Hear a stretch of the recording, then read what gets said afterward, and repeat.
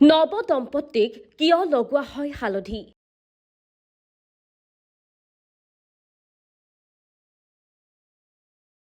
কি হয় হালধি লগালে?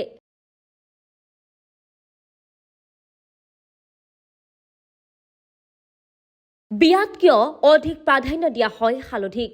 কাৰণ জানি আচৰিত হ'ব আপুনি। আছে ধৰ্মীয় ৰীতি-নীতিৰ উপৰিও বৈজ্ঞানিক কাৰণ।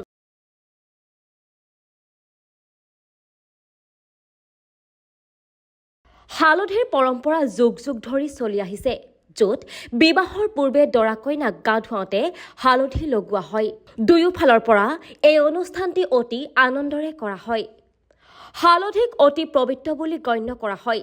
বিবাহৰ সময়ত হালধি লগোৱাৰ আছে ধৰ্মীয়ৰ লগতে বৈজ্ঞানিক কাৰণ।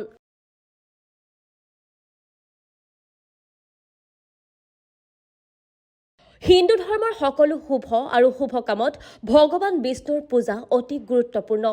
ভগৱান বিষ্ণুক বিবাহতো পূজা কৰা হয় আৰু এই পূজাত হালধি ব্যৱহাৰ কৰা হয়। বিশ্বাস অনুসৰি হালধিক সৌভাগ্যৰ প্ৰতীক বুলি গণ্য কৰা হয়।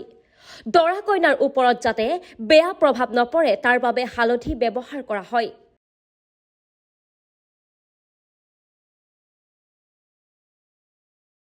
হালধিত এণ্টিবায়টিক আৰু এণ্টিবেক্টেৰিয়েল গুণ পোৱা যায় আৰু এই হালধি যেতিয়া দৰা কইনাৰ ওপৰত প্ৰয়োগ কৰা হয় তেতিয়া ছালৰ লগত জড়িত সকলো সমস্যাৰ অন্ত পৰে। হালধি প্ৰয়োগ কৰিলে ছালত জমা হোৱা মলি সম্পূৰ্ণৰূপে পৰিষ্কাৰ হয় আৰু ছালৰ জিলিকনি বাঢ়ি যায়।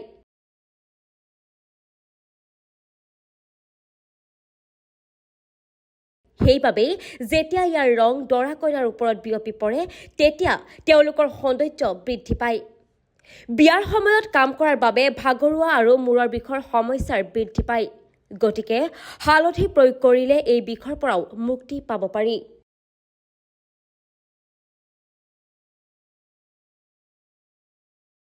News desk report, times media 24।